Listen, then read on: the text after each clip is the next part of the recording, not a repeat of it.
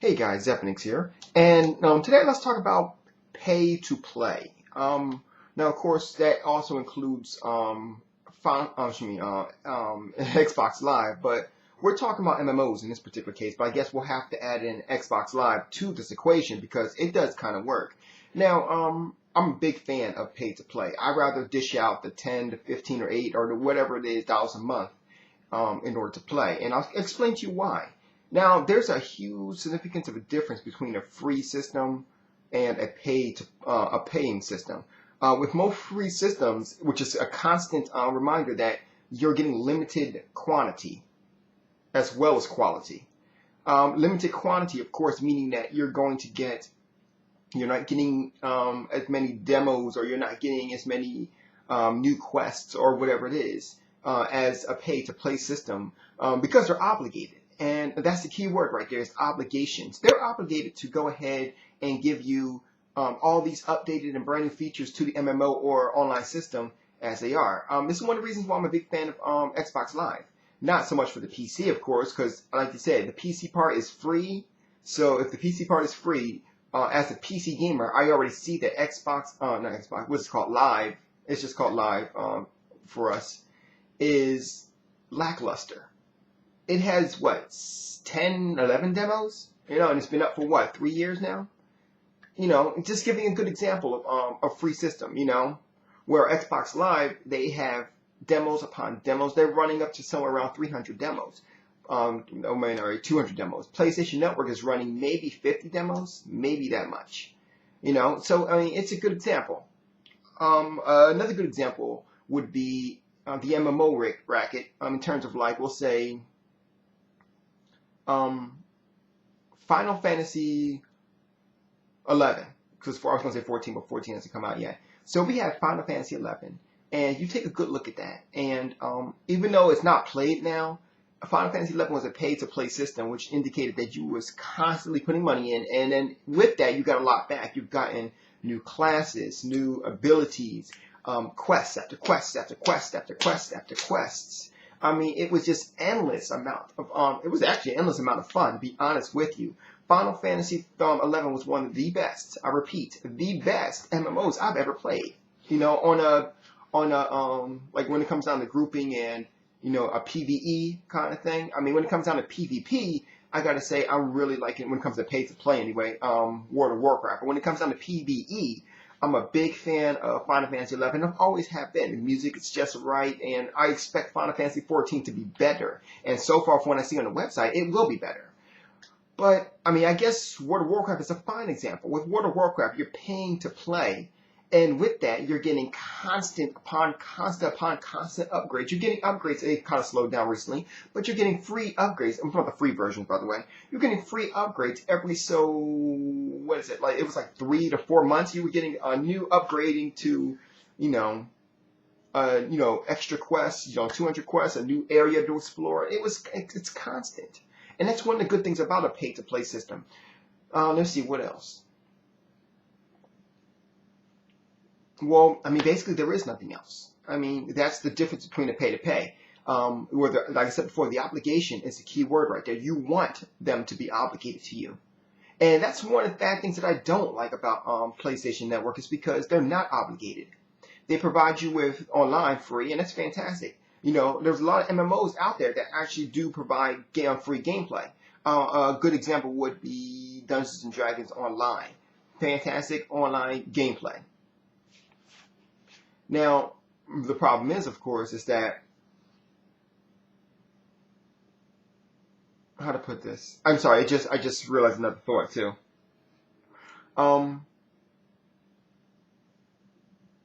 Another problem, of course, is that,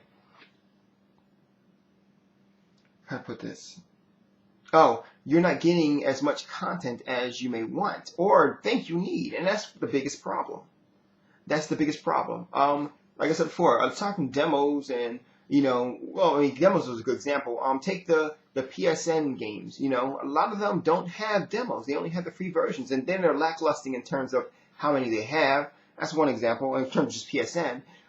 When it comes down to an MMO, one bad thing about MMOs or free ones are that you get the game, and you might get maybe an upgrade every 6 months, but it's a significant small upgrade, not really worth your time.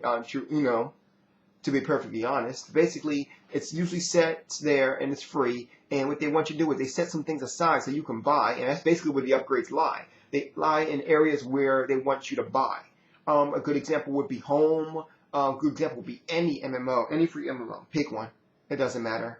Another good example, actually, of a pay-to-play system would be actually the new MMOs that are coming out for Xbox 360 and also available on PC, which would be Champions Online and Star Trek Online. Both of them are coming out with free content constantly. I think Champions Online is on their 4th free content right now, their 4th update, and where Star Trek is now hitting on their their 1st free update. So, and in which the updates are very good, by the way. I played in Champions Online update, and it really is good. But then again, Champions Online is good in general if you're liking that whole superhero thing, which you guys know I love, which is also the reason why I'm getting DC Universe Online. Hope to see you all there. But, I mean, it's just a good example. Now, once again, I don't know what DC Universe Online holds, but I'm just saying, I don't know how it's going to be. But, basically what I'm saying is this. Before you try to knock a pay-to-play, remember that with pay-to-play, you're getting unlimited, you're getting an unlimited quantity of service, of obligation that is provided by them in order for you to get what you want. And another thing is that when it's free, if it goes down, I'm not going down completely, but when it goes down in terms of like temporarily, it goes down temporarily. Your job is to do something else until they come back up, and then you may play. That's pretty much it. When it comes down to an obligated system, a pay-to-play, they usually, if it goes down, aside from a maintenance, because some guy actually, who was it? Who made somebody really, Dark Skyba, I think it was, made a video, right? And what he did was, he tried to prove that Xbox Live was actually, Xbox Live sucks. And he proved it by a time it was down. 4 years ago. Now, 4 years ago, it was down for a whole week. And that's a good example, too, because it was down for a whole week. And what he did was, he was like, and let me show you some other examples of how Xbox Live sucks. So he continues to show us, but the thing is everyone he was showing us was maintenance downs, which, of course, everything goes down during maintenance. You can't update a live system during maintenance. That's, like, I mean, I kind of laughed at him for the whole part. I was like, wow. I was like, by the way, keep that video up. Self-owning is a beautiful thing. But, I mean, that's a good example. When it comes down to it, when Xbox Live was down for that week, you got a week's free worth of play. They added a week on for free. Another time it was down, they added on, what was it they added? They added, I think, a game, I think it was. And for everyone. So, yeah, an obligated system is much better because when it goes down, they'll go ahead and either give you a game or, in this case, give you a game or give you free time. Another thing was World of Warcraft actually went down for a while, too. And when they came back up, they gave you free time to play. So those are really good examples right there. So basically what I'm saying is this. Before you try to knock a pay-to-play, and I'm not referring to just Xbox Live, I'm referring to MMOs as well. I'm actually referring more to MMOs than Xbox Live. It just so happens that Xbox Live fits this category. But before you knock the pay-to-play, look at what you get with that pay-to-play, okay? Now, for the record, yeah, PC gamers, after we get a pay-to-play and we get a fantastic unlimited system, but at the same time, remember that we're the ones who also have to put up that system. Like, we don't have a separate huge company that's making these dedicated servers. It is us as gamers making the dedicated servers for ourselves. So you have to remember that, with the exception, of course, of Steam, but Steam has its own income. They have their own version of income, which is buying games off of Steam. So once again, there you go. But so basically like I said before you decide to knock something that is pay to play, look at the content that you're getting. And also factor in the content that you will be getting in the future. You guys have a good night. Just food for thought.